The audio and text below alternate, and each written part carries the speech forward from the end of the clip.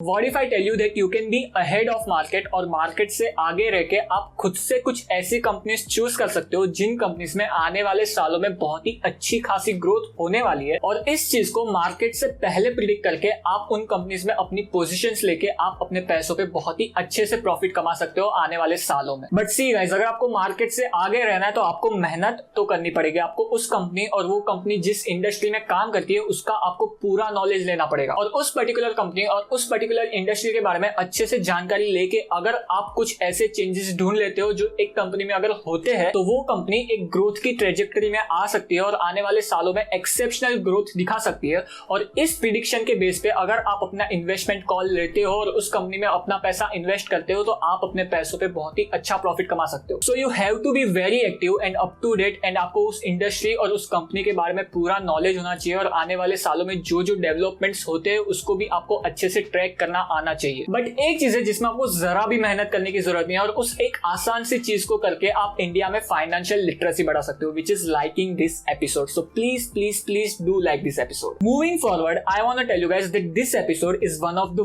Very important episode of this channel, because इस episode में मैं आपके साथ कुछ ऐसे चेंजेस शेयर करने वाला हूं जो चेंजेस अगर आप किसी कंपनी में प्रिडिक्ट कर लो बिफोर हैंड, और इस प्रिडिक्शन के बेस पे अगर आप किसी कंपनी में इन्वेस्ट करते हो तो आप अपने पैसों पे बहुत ही अच्छा प्रॉफिट कमा सकते हो अगर ये चेंजेस अच्छे से इंप्लीमेंट हो जाता है उस कंपनी में। तो I am gonna discuss all those changes and all those developments जो अगर किसी कंपनी में होते हैं तो that company could be your next multibagger stock. And for educational purpose मैं कुछ कंपनीज के भी नाम लूंगा जो कंपनीज में ऐसे चेंजेस हुए थे और उसकी वजह से उन कंपनीज के स्टॉक प्राइस बहुत ही अच्छे से एप्रिशिएट हुए हैं, और उन कंपनीज के भी नाम लूंगा जो कंपनीज में ये चेंजेस हो सकते हैं और आने वाले फ्यूचर में उनके स्टॉक प्राइस भी अच्छे से बढ़ सकते हैं। So everything in this episode, let's get started.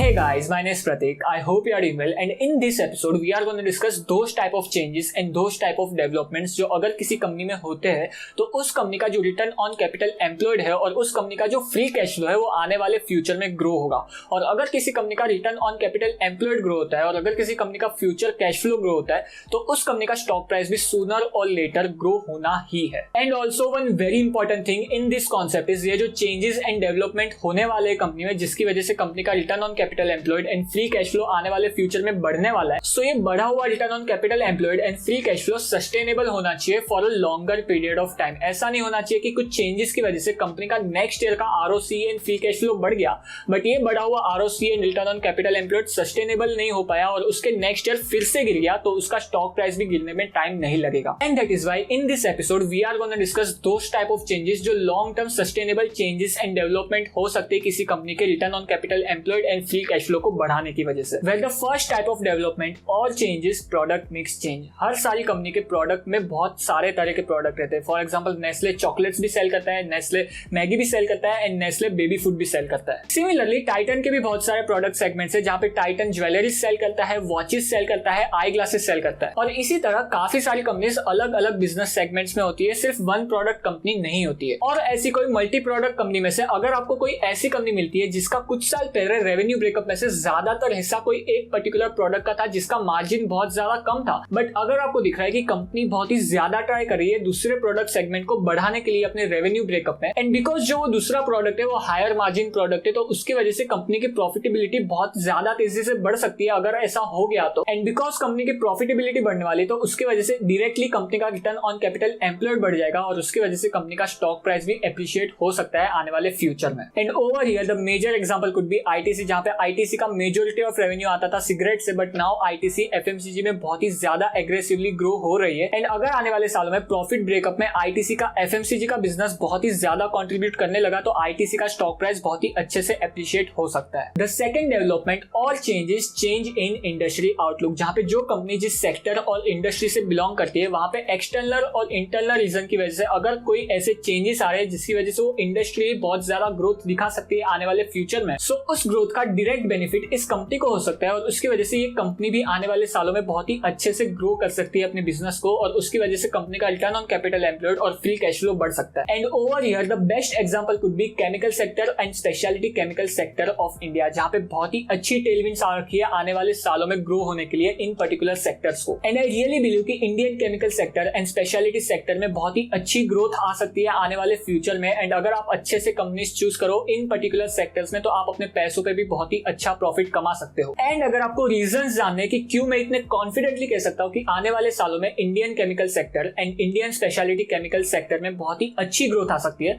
तो आप मेरा ये वाला वीडियो चेकआउट कर सकते हो जिसकी लिंक आपको ऊपर कार्ड में और नीचे डिस्क्रिप्शन में मिल जाएगी। थर्ड डेवलपमेंट और चेंजेस मार्जिन एक्सपांशन, जहां पे आप किसी कंपनी में बिफोर हैंड कुछ ऐसे चेंजेस प्रिडिक्ट कर लेते हो जिसकी वजह से कंपनी के जो मार्जिन है वो आने वाले फ्यूचर में एक्सपांड हो सकते हैं, तो उसकी वजह से कंपनी का return on capital employed and free cash flow बढ़ सकता है और उस कंपनी का स्टॉक प्राइस बहुत अच्छे से अप्रिशिएट हो सकता है। And some triggers of margin expansion could be operating leverage, cost reduction and deleveraging. Operating leverage क्या होता है? ऑपरेटिंग लिवरेज कंपनी में तब प्ले आउट होता है जहां पे कंपनी की जो सेल्स है वो एक पॉइंट के आगे बहुत ही अच्छे से ग्रो होने लगती है, जहां पे जो कंपनी का फिक्स्ड कॉस्ट रहता है वो फिक्स रहता है। फॉर एग्जांपल एम्प्लॉय कॉस्ट हो गया है, फॉर एग्जांपल इलेक्ट्रिसिटी बिल का कॉस्ट हो गया है, फॉर एग्जांपल रेंट का कॉस्ट हो गया है। ये जो कॉस्ट है ये फिक्स्ड है कंपनी का, एंड जो वेरिएबल कॉस्ट रहता है वही सिर्फ बढ़ते रहता है। और ये फिक्स्ड कॉस्ट का फिक्स्ड होने की वजह से कंपनी का जो मार्जिन है वो बहुत ही ज्यादा तेजी से ग्रो होने लगता है। And because of this exceptional margin growth company का जो रिटर्न ऑन कैपिटल एम्प्लॉयड का नंबर है एंड फ्री कैश फ्लो का नंबर है वो बहुत ज्यादा तेजी से बढ़ने लगता है, जिसकी वजह से कंपनी का जो स्टॉक प्राइस है वो भी अप्रिशिएट हो सकता है। The second trigger is cost reduction, जहां पे अगर कंपनी अपने बिजनेस में कुछ ऐसे चेंजेस लाती है जिसकी वजह से कंपनी का जो कॉस्ट है, जो एक्सपेंस है वो कम होने लगता है, जिसकी वजह से ऑटोमेटिकली कंपनी की प्रॉफिटेबिलिटी बढ़ जाती है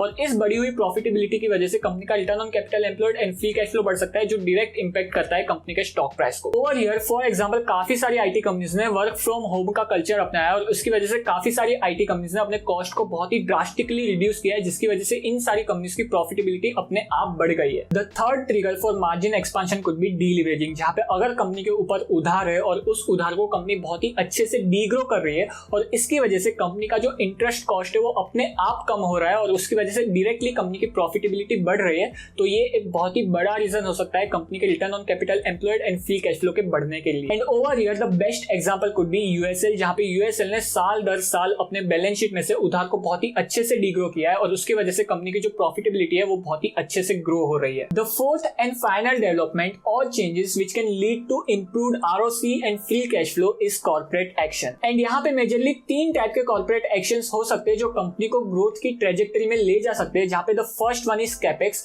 the second one is management change and the third one is demerger plan. First of all कोई भी कंपनी कैपेक्स तभी करती है जब कंपनी को अपने बिजनेस में ग्रोथ बहुत अच्छे से विजिबल हो, और अगर कंपनी कैपेक्स करती है और उस कैपेक्स की वजह से कंपनी का रेवेन्यू एंड प्रॉफिट अच्छे से ग्रो होता है तो वो कंपनी को आने वाले फ्यूचर में बहुत ही अच्छे से ग्रो कर सकता है। बट द कंडीशन इज ये कैपेक्स सक्सेसफुली इंप्लीमेंट होना चाहिए बिजनेस में और उसकी वजह से आपको उस बिजनेस की अच्छी अंडरस्टैंडिंग होनी बहुत ज्यादा जरूरी है। The second corporate action is management change, जहां पे अगर कंपनी के मैनेजमेंट में कुछ ऐसे चेंजेस होते हैं और कुछ ऐसे स्किल्ड प्रोफेशनल्स की एंट्री होती है जो कंपनी को आने वाले सालों में बहुत ही अच्छे से ग्रो कर पाएंगे, तो कंपनी के return on capital employed and free cash flow बहुत ही अच्छे से ग्रो हो सकते हैं। And over here the best example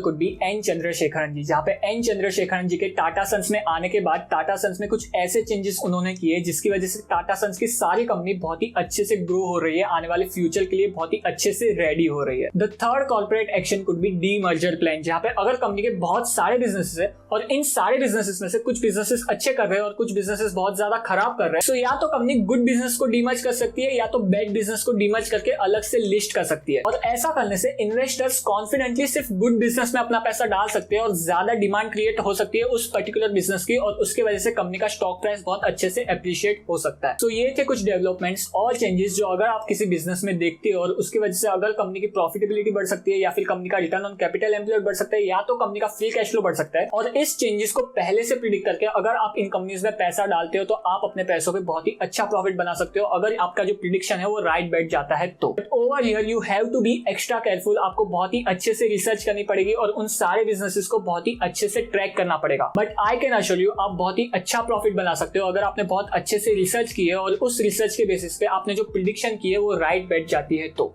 On that note guys, thank you to be with me in this episode. As always, like this episode and subscribe my channel. I will meet you in the next one. Till then, goodbye.